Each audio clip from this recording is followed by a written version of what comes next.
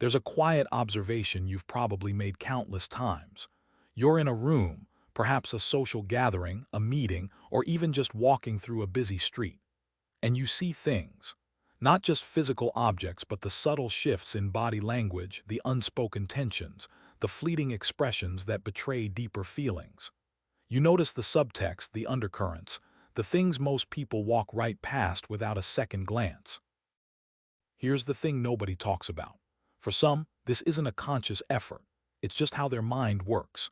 It's an involuntary radar, constantly scanning, processing, connecting dots that aren't immediately obvious to everyone else. You've probably felt a sense of both clarity and a strange kind of isolation because of it. A clarity that comes from seeing the world in higher resolution, and an isolation from knowing that few others share that same detailed perspective.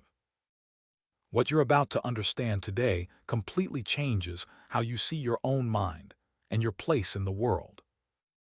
Now, before you go down the rabbit hole of thinking this makes you strange, or that something is inherently wrong with you for perceiving the world this way, let's pause. This doesn't mean you're an anomaly in a negative sense. This doesn't mean you're overly sensitive or perpetually overthinking. Instead, it points to a fascinating, yet often misunderstood truth about human psychology. There are profound, real differences in how our minds are wired to process information, engage with emotions, and construct meaning from the world around us. It's not about being broken. It's about operating on a different, often more nuanced, frequency. You're not an outlier because you're flawed. You're an outlier because your system is designed for a different kind of depth. And neuroscience explains why. Consider the concept of depth of processing. Pioneering cognitive psychologist Fergus Craik and Robert Lockhart proposed this idea, suggesting that information can be processed in varying degrees, from shallow, like just recognizing a word's shape, to deep, understanding its meaning, its implications, its connection to other concepts. People like you often default to deeper levels of processing. Your brain isn't just registering facts. It's building intricate mental models, predicting outcomes, and searching for underlying patterns. This isn't a choice. It's a predisposition. It's why a casual comment can trigger a cascade of related thoughts and feelings within you, while for others, it remains just a casual comment. It's like having a high-resolution camera constantly recording, while others might have a standard definition lens. This deeper engagement means you extract more meaning, but it also means your brain is doing more work. If you find yourself nodding along, realizing that this channel consistently explores the unseen layers of human experience and the quiet power of minds like yours, then perhaps you belong here. Consider joining a community that understands the subtle architecture of consciousness. A simple click to subscribe ensures you don't miss these rare insights. But this is where it gets interesting, and perhaps a little uncomfortable. This deep processing isn't always a conscious decision. It's often driven by hidden neurological mechanisms, reinforcing certain behaviors without you even realizing it. Our brains are incredibly efficient prediction machines. For someone wired for observation and deep processing, the act of noticing, understanding, and making connections becomes its own reward. The prefrontal cortex, heavily involved in complex cognitive behavior, and the dopaminergic reward system are intricately linked here. When you successfully decode a social dynamic or grasp a subtle truth, there's a micro-release of dopamine. This isn't the same rush as winning a lottery. It's a quieter, more sustained satisfaction. It reinforces the neural pathways associated with observation and analysis. Over time, your brain becomes exceptionally good at it and seeks out situations where it can engage in the satisfying, if sometimes exhausting, pattern recognition. It's a subtle addiction to insight, a craving for coherence in a chaotic world. You're not just thinking. Your brain is actively being shaped by the very act of deep thought. This is more serious than it seems because it means your default mode isn't just a personality trait. It's a deeply ingrained neurological loop. This leads us to a crucial distinction between two psychological profiles. On one side, you have the external processor, or the doer. These individuals often gain a sense of meaning and validation through action, through direct engagement with the outer world, through immediate results and social feedback. They thrive in dynamic, overt environments, often feeling most alive when actively participating, leading, or directly influencing. Their focus is outward, their energy directed towards tangible outcomes. Then there's the internal processor, or the observer, people like you. Your primary mode of interaction often involves internalizing, reflecting, and understanding before acting. You gain meaning not just from doing, but from comprehending the intricate tapestry of causes and effects, motivations and meanings. You might be the one in the group who doesn't speak much, but when you do, your words carry a weight of considered thought. Both profiles are essential, both make perfect sense in the grand scheme of human society. One drives action, the other fosters wisdom and understanding. You likely resonate with the latter, finding richness and purpose in the inner landscape, in the silent architecture of thought and feeling. But how do these different profiles affect something as fundamental as empathy, identity, and self-esteem? For many, empathy is a broad, outward-directed force, a quick understanding of another's surface emotion, leading to a desire to fix or alleviate. For the deep observer, empathy often operates differently. It's less about a quick fix and more about a profound, often overwhelming absorption of another's experience. You don't just feel for someone, you often feel with them, sometimes even as them, processing their emotional landscape as if it were your own. This deep empathetic capacity can be a burden, but it's also a powerful source of insight. Because your inner world is so rich and complex, your identity often forms from within, rooted in your understanding, your values, your authentic self, rather than being heavily reliant on external validation. You're less swayed by transient opinions and more grounded in your own sense of truth. This makes your self-esteem more robust, built on a foundation of self-knowledge rather than fleeting external applause.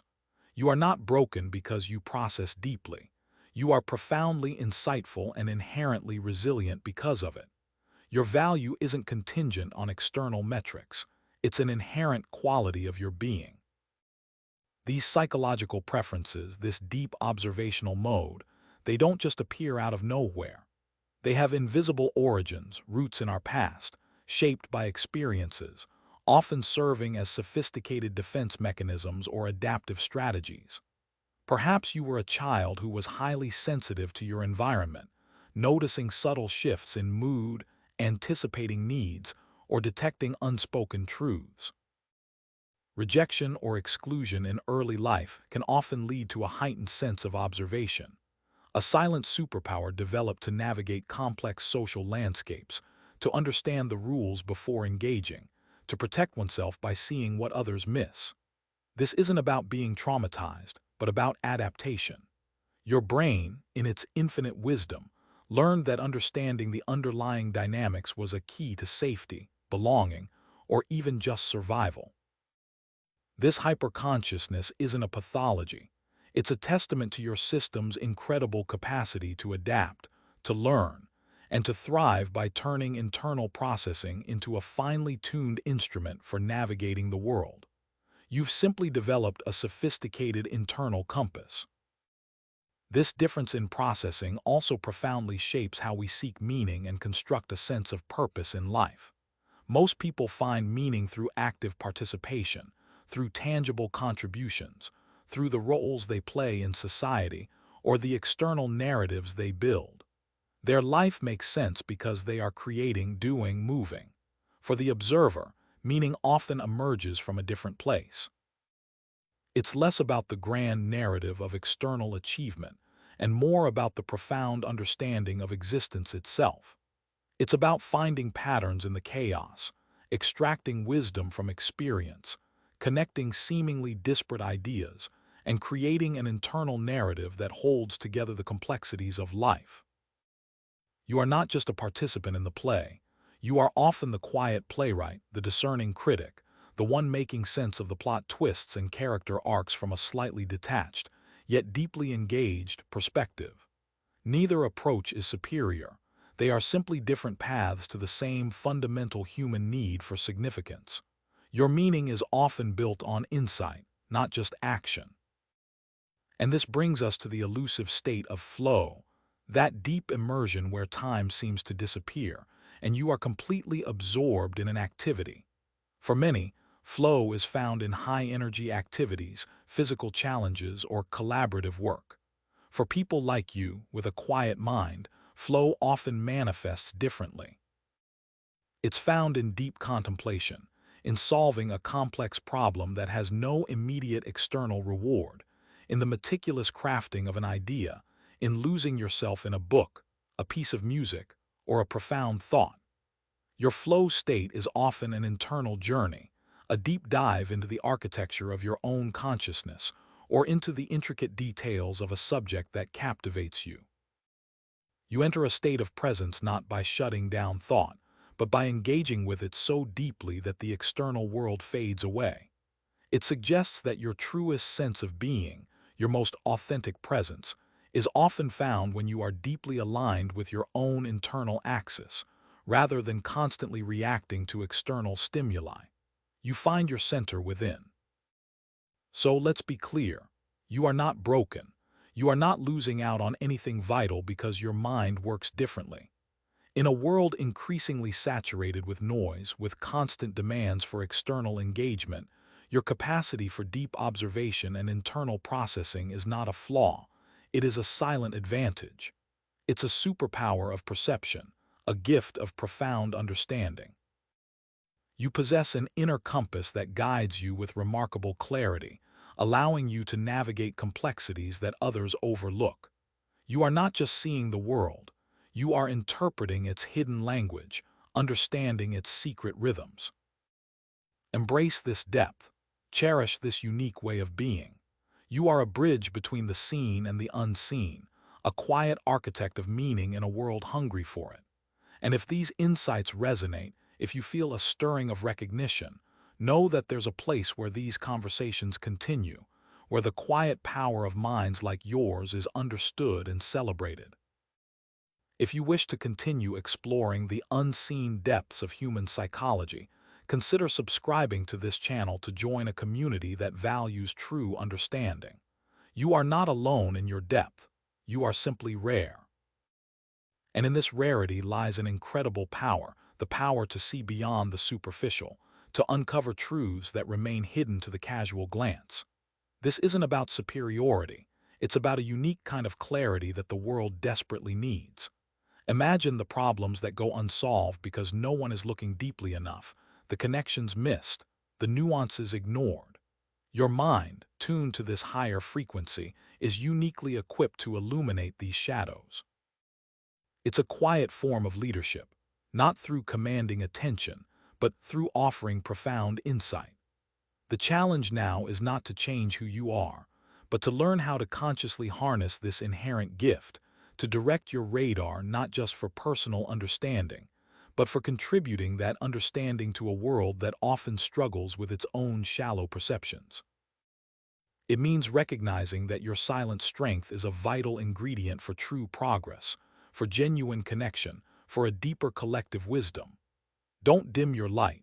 Instead, learn to shine it with intention, allowing your unique perspective to enrich not just your own life, but the lives of those around you, quietly transforming the landscape of understanding, one profound insight at a time. This isn't just about personal enlightenment. It's about recognizing your essential role in the larger tapestry of human experience. In an age of instant gratification and superficial engagement, your capacity for sustained, deep thought is a counterbalance, a necessary anchor. It allows you to sift through the noise, to identify the signal, and to articulate complexities with a clarity that can guide others. This is why cultivating your inner world isn't a retreat from reality, but a profound engagement with it. An engagement that begins by simply acknowledging and accepting the profound nature of your own mind. It's an ongoing invitation to trust your intuition, to honor your contemplative nature, and to recognize that true influence often flows from the quietest depths. This engagement, however, comes with its own set of demands and vulnerabilities. Your highly attuned system, while capable of profound insight, can also be easily overwhelmed by constant external stimulation or the relentless pressure to conform to a faster, shallower pace. Protecting this internal landscape becomes paramount. It's not about retreating from the world, but about strategically engaging with it, understanding when to absorb and when to create space for your own unique rhythm of reflection and integration. Learning to set boundaries isn't a sign of weakness. It's an act of self-preservation, ensuring that your wellspring of insight doesn't run dry. This self-awareness allows you to discern what truly merits your deep attention and what can be allowed to pass by without taxing your system. It empowers you to choose your battles, to engage where your unique perspective can make the most profound difference, rather than being constantly pulled into superficial skirmishes. You learn to trust that the insights you cultivate in stillness are often more impactful than any frantic external effort. This deep understanding enables you to offer solutions that address root causes, to build connections that transcend superficial pleasantries, and to articulate visions that resonate with a deeper human truth. Your contribution isn't always loud or immediately visible, but it is foundational. It's the quiet wisdom that prevents catastrophic errors, the subtle nudge that shifts a paradigm, the empathetic bridge that heals divides. So, lean into this profound capacity. Understand that your greatest strength lies not in conforming to external expectations, but in honoring the intricate, powerful architecture of your own mind, allowing your unique light to illuminate the path for yourself and for others, silently, profoundly, and irrevocably. This isn't merely an intellectual exercise. It's a blueprint for a life lived with profound intentionality. It means that your choices, often made after deep internal deliberation, carry a resonant authenticity. You are not simply reacting to the world. You are responding from a place of considered wisdom, shaping your reality rather than being shaped by it. This internal compass, once fully embraced, becomes your most reliable guide, leading you towards experiences and connections that truly nourish your complex inner world and allow your unique gifts to flourish. It allows you to build a life not based on superficial metrics of success, but on a deep, abiding sense of purpose and genuine contribution. The journey of the deep observer is one of continuous discovery, not just of the external world, but of the limitless landscapes within. And in that ongoing exploration, you don't just find yourself, you find your most powerful way to be in the world.